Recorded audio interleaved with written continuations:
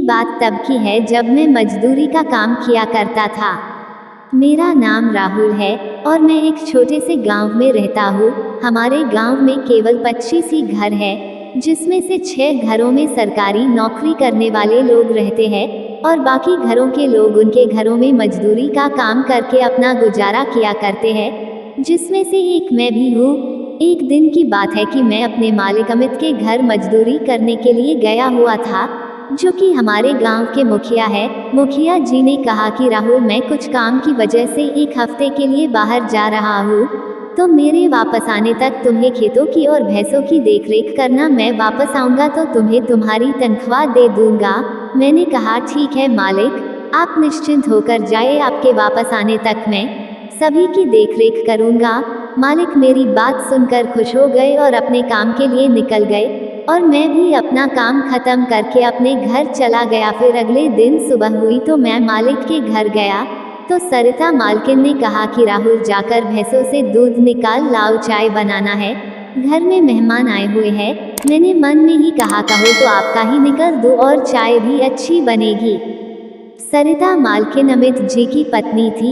इनकी शादी को 3 साल हो चुके थे, लेकिन इनको अभी भी संतान का सुख नहीं मिला था। शायद मालिक में ही कोई कमी थी।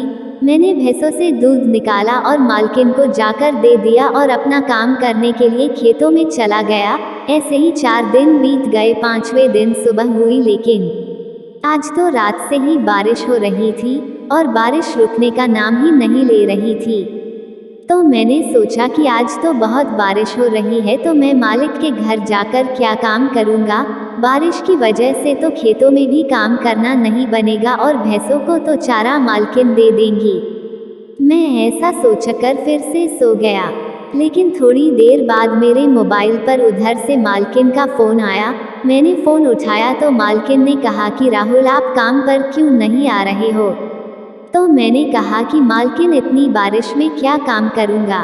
तो मालकिन ने कहा कि भैंसों का चारा खत्म हो गया है और ऊपर से घर पर कोई नहीं है, लाइन भी नहीं है, मुझे अकेला डर लग रहा है, तुम जल्दी आओ। मैंने कहा ठीक है मालकिन, मैं अभी आता हूँ। मैंने अपना छाता निकाला और मालिक के घर चला गया।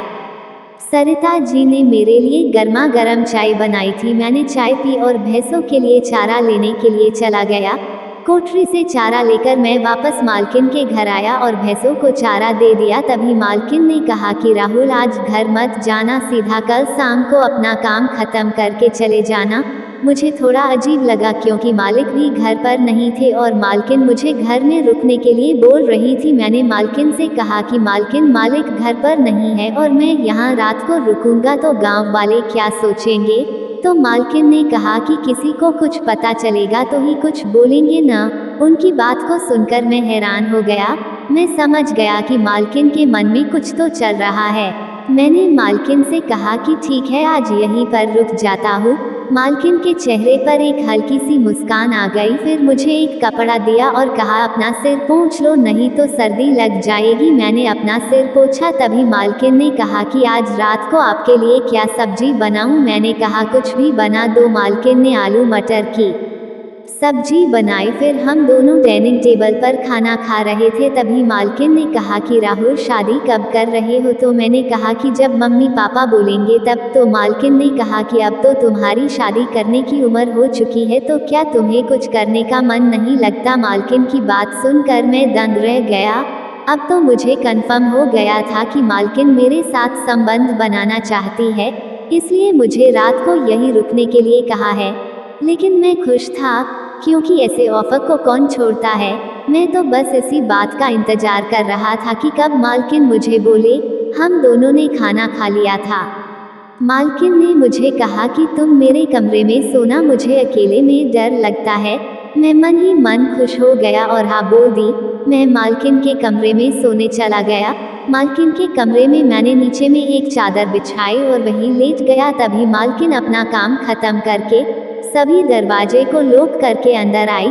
जब मुझे नीचे सोते देखा तो मालकिन ने कहा कि राहुल, तुम नीचे क्यों सो रहे हो, बेड पर सो जाओ, हमारा बेड बहुत बड़ा है। मैं नीचे से उठा और बेड पर जाकर लेट गया। मालकिन भी आई और बेड के दूसरी ओर लेट गई। मैं यही सोच रहा था कि मालकिन जल्दी बोलो, मुझसे अब रहा नहीं जा रहा है। मैं ऐसा सोच ही रहा था कि तभी लाइट चली गई और ऊपर से बादलों की गड़गड़ाहट के साथ बारिश भी हो रही थी। फिर अचानक बहुत जोर से बिजली चमकी तो मालकिन ने इसी का फायदा उठाकर मुझे जोर से पकड़ लिया। मैंने कहा, मालकिन ये क्या कर रही हो? बिजली ही तो चमकी है। तो मालकिन ने कहा कि राहुल, तुम अभी तक नहीं समझे हो कि मैं कहना क्या चाहती हूँ। लेकिन मैं जानबूझकर कहा कि नहीं मालकिन, मैं कुछ नहीं समझा। मैंने इतना कहा ही था कि मालकिन ने मेरा पकड़ लिया और कहा कि मुझे इसका सुख चाहिए। फिर मुझे जिसका इंतजार था आखिरकार वो आ ही गया, तो मैं मना कैसे करता। मैंने कहा, ठीक है मालकिन, मैं आपके लिए कुछ भी कर सकता हूँ। फिर हम दोनों ने रात भर बारिश के साथ उसका मजा लिया और उसी दिन से जब भी हमें मौका मिलता है तो हम मजे करते हैं।